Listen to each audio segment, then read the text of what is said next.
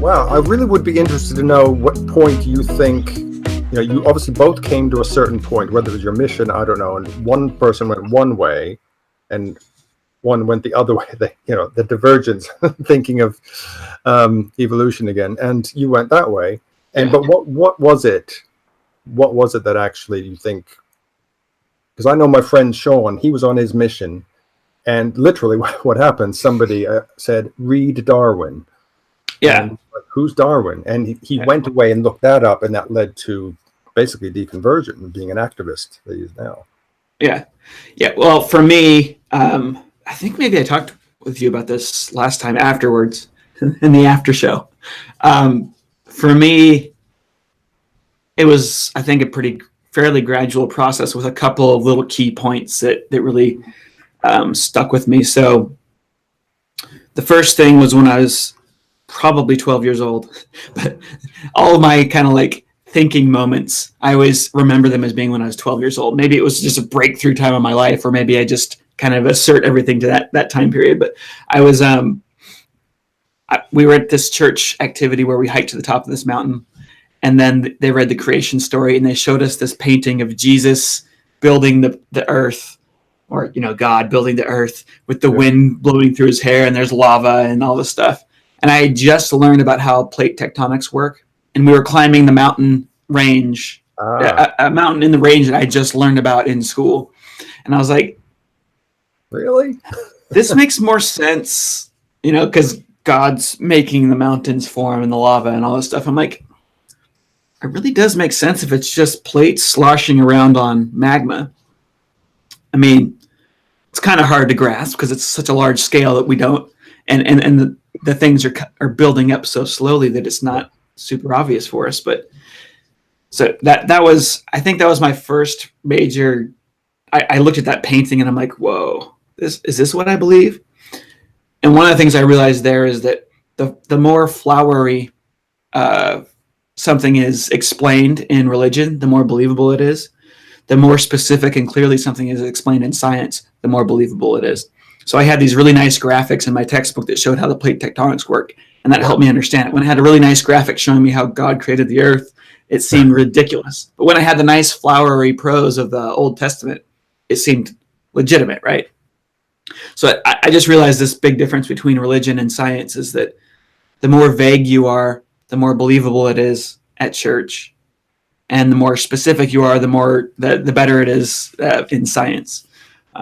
So that was kind of like this big eye-opening moment for me, where I wanted to just enjoy the mountains as a natural formation rather than the creation of a bearded white guy. Some theists will still say, but plate tectonics, of course, yes, but who directed it? Who started it? There's always a who, isn't there?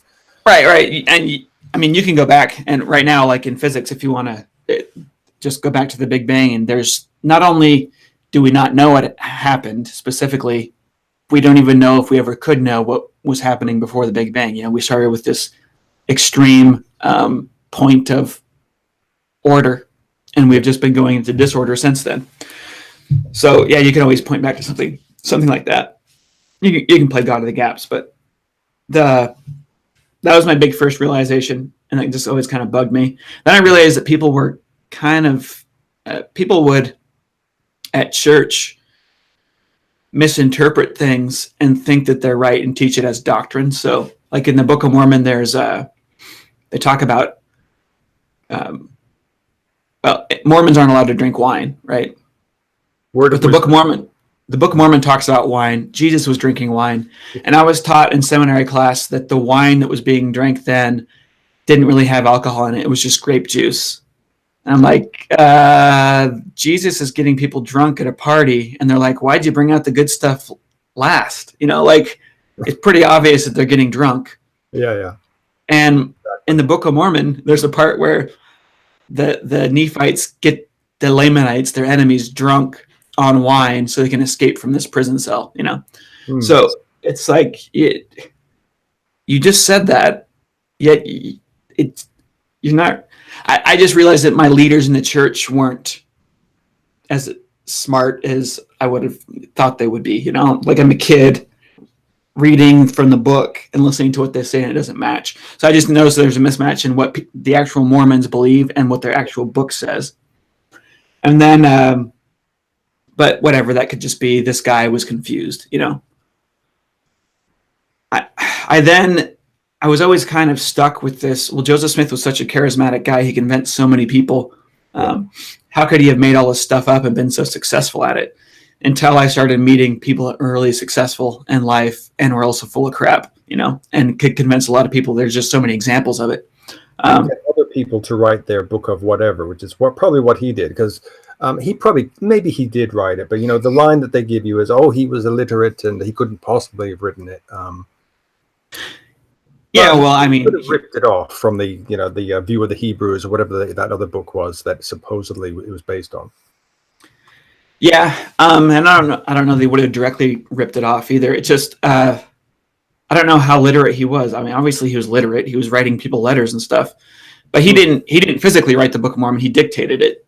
Yeah. So he might have been one of these Garrison Keillor type folks, that just closes his eyes and comes up with a story on the spot. And we have lots of examples of savants like that can just come up with stories. I can think of one novelist in England, Barbara Cartland. All she did was dictate her novels, to her secretary.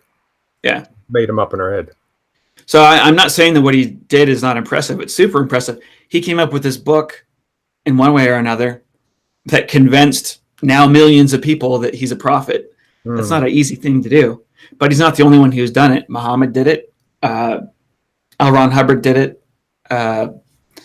There's lots of examples, lots of failed examples, lots of examples that are still alive and thriving today. Islam being, the most significant. Early religions, even right up to the Book of Mormon time, writing was a skill, and publishing, I guess. Well, writing was a skill that not everyone had, and those who did have it were kind of revered as like, ooh, wow, they can write. They're up here. Yeah. And so if a book was disseminated, people would think everything in this book must be true, because why else would it be written down? Yeah. And he it's really interesting too, because if you look at the type of Christianity that was being taught at that time, it's like the Book of Mormon was an answer to all of the confusions and things that religious people were arguing about at the time. It had a Second Great Awakening, wasn't it? Where they had all the camp meetings, and our Adventism is better than your Adventism and all that stuff. Yeah. So basically, he put together this story that snuck in answers to all the questions people were fighting about at the time. Clever. Which made it so super powerful. And everyone's like, whoa, this book was written for our time. It was written for us. And it was written in the flowery language of the King James Version of the Bible, which was not the type of language people spoke at the time.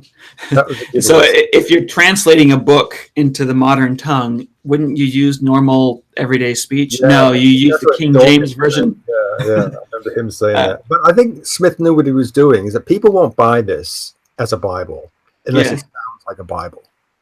So, but here's the thing too. I've also met people that can start out lying and then start believing their lie. And that's been something really interesting too, because I'm fairly certain that, from what I know of Joseph Smith, from reading the histories, and of course, any reading of history, it's someone's interpretation of history, and then it's your interpretation of their interpretation of history. But I find it likely that Joseph Smith started believing his own stuff. Yes, I agree. I don't think that I think he thought it was legitimate. I think he thought his skills were legitimate. You know, he was looking at a rock and a hat and coming up with a story. Maybe he thought the story was actually coming from that rock and his hat, you know. And people And start to revere you and follow you and say that you said this and it was true, and you shook my hand and I felt better. Especially for a narcissist, which quite often cult leaders are, they do start to think, "Ooh, hang on, yeah, maybe I've got something." I mean, I think it's happening with Trump, to be honest with you. right. Right. Yeah. Actually, my brother pointed that out too. He said, I wonder if Joseph Smith was a Trump-like figure. He said things like that every once in a while. But so a big thing for me too was actually watching the movie. I didn't read the book when I was younger, but I watched the movie Lord of the Flies. Yeah. And in that, you see a theology build up amongst these kids. The guy who's in charge is scared of this cave, and he looks like a sissy in front of everybody, and everybody's like, what's going wrong? And he makes up the story of this monster. And the monster, there's a monster that lives here, and everyone starts believing in it because this guy said it with so much authority. And then the kid himself starts believing in it, and they start rituals to appease the monster. They're actually sacrificing legitimate good food to the monster to keep him at bay. And all of this stuff starts happening. And when I saw that, I was like, maybe this is how religions form, you know? I was always suspicious that circumcision was Abraham trying to get rid of an STD. and always the simple and basic and unglamorous answer that we have, I think. Yeah. He cut off the tip of his junk trying to get rid of a wart or something, and then told everybody that God made him do it, and everybody has to do this. So yes, it's happened several times in history with like kings and everything. It's like, wasn't it the king of Spain or something had a lisp, so he commanded that everyone else say their S's with a lisp, and this is why they now say over there in Spain now. Really? That's what I've always heard, whether it might be apocryphal, but that's what they tell me. The reason that we have salt and pepper on everything is because King Louis III or something loved pepper, and he hated all the other spices. He couldn't handle spicier spices. Interesting. So he made that popular, and it just took off. Like he basically funded the pepper industry, and now it's a norm. Salt makes sense, right? Salt is a mineral that we have to have, or else we die. Yeah. Pepper is like this random plant that grows in the Middle East. Like how did that get popular? And it's King Louis. It's amazing what we take for granted. I mean, if you just look at the Christmas tree in the corner of everyone's room now, we have a tree that we cut down and put in our house. Yeah. You know, and decorating it and putting a star on it. You know, it's like it's normal. Right. If Christmas was bringing a dead octopus into the house and draping it over your coffee table, people would be like, yeah, it's octopus. Yeah, right. You know, don't you think it's strange there's a dead octopus there? No. I suppose it is really. Well, no, not really. You know, but it really makes you happy to decorate a Christmas tree. You know, if you've been doing it since you were a kid, it's really like, oh, this is fun. But it becomes woven into your normality. Right. Mm. Yeah, and it is such a weird thing to kill a tree to put it in your house and watch it slowly die. Yeah. Yay. What does it mean when people say that the church is true? That's a major meme in the church. People say, I know that the church is true. And I give my testimony. Yeah.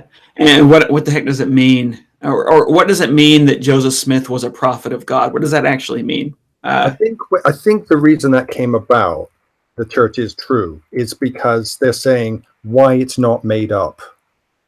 Because I think they know that all this has come at them. That it looks pretty fabricated. Yeah, well, Mormons believe that Jesus Christ set up a church when he was on earth. That church got destroyed when the apostles were persecuted, and then it was restored through Joseph Smith. So when they say that the church is true, I suppose what they're saying is that they believe that this is the church, the same church that Jesus Christ himself set up. But then what does that really mean? Well, a couple of missionaries, actually right here behind me, about 2 years ago, they came in here and they told me, they gave me a whole lecture. There's always a falling away, always an apostasy, and something else. And we're in a restoration. Yeah, and we're in an apostasy now. Oh no, we're in a restoration. Yeah. So that was it. Yeah, that was it. This is supposedly the final restoration until the second coming. Yeah. Yeah, of course. Whatever cult leader there is at the time, it's always, I bring the final dispensation of whatever. And the coming together of everything and the Armageddon or whatever, it's going to happen in our lifetime. Right. And then the prophet dies, and then thousands of years later, it's still in the lifetime of whoever's preaching at the time. Mm-hmm. Yeah. Well-educated Mormons that have studied science, they're okay with evolution. Yeah. But if you talk to a random Mormon in Tennessee, for example, they're going to say that evolution is total crap. It's just a lie. So it's just the church hasn't come out strong either or. So the members just kind of suck in what their culture around them says about evolution. How do you define the difference between a religion and a cult? I get asked this a lot. Well, the easy answer, which is not accurate really, is that a religion is just a cult which has gotten bigger. Mm-hmm. But when you look at what defines an actual cult, it's kind of like a pyramid scheme type thing. You've got the cult leader at the top, who is usually, but not always, a narcissist, and he's got this hierarchy going down of lieutenants and everything. And then there's the people who do all the grunt work, and they're the ones who are told to shun their family, are told that they've got to go out in the street and sell leaflets or flowers or whatever, and sleeping is just shows that your heart isn't in it, so the sleep deprivation, that kind of thing. Things which you go to a Catholic church, that wouldn't happen. You go and you go home. But the cult sort of takes over your life, and it unnecessary control. Yeah. So when they start saying, you have got to tell your family you can't see them again, that's a very good indicator. Yeah, but see, Mormonism is interesting because they really only do that to you for 2 years on your mission. Yeah. The rest of the time, it's more like being a Catholic. Well, it's like being a really active Catholic. Yeah. Yeah. But I know a lot of cult experts, interviewed couple, 2, 3, and become friends with them. And I think they would all put Mormons in that category. Yeah. But Jehovah's Witnesses are worse, I think. But I can't say better, or I can't say worse. I mean, they all have their their different things which make them. Yeah. I think. One of the reasons that people are drawn towards the Mormon Church, in spite of all the weirdness, is that they look at Mormons and they see that they're doing all right. Yeah. So in Brazil, Mormons, in the United States, Mormons are more likely to be upper middle class than the average American. They're less likely to be super rich. They're less likely to be super poor. In Brazil, they were a lot more well off financially than everybody else, just because of how well connected the Mormons end up being, and then how good they are at business. Because the Mormon Church teaches you how to think like a business person. That's the opposite of Jehovah's Witnesses, who tend to be all window washers.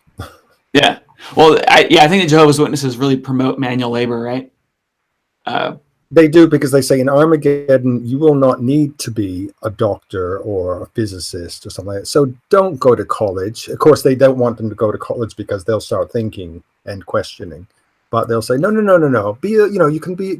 need plumbers and carpenters in the new system, but we won't need these other things. So yeah. See, Mormons encourage you go to college, and then they have institutes at every college that you'll also join, where you get to deal with all. So you've got someone that's highly trained there. It's their actual job to work at the institute, and it's their job to know how to answer the weird questions people start having when they're in college. So, and you go to institute, people will go to institute. That's where they go to church on Sunday, and then they can go there every day. I think there's lessons every day at institute. And then there's a big room for studying. So people do their college studies in this nice big lounge, and there's like a pool table, and there's a gym, and there's stuff there that makes it attractive. And so the Mormons all hang out with each other at college, and that helps. That gives them the best of both worlds. You can go get an education, then be successful, and while you're doing that, you stay within your faith. So it's a really Wow. it's a really smart way to do it from the church's standpoint, because they're getting the best of both worlds, right?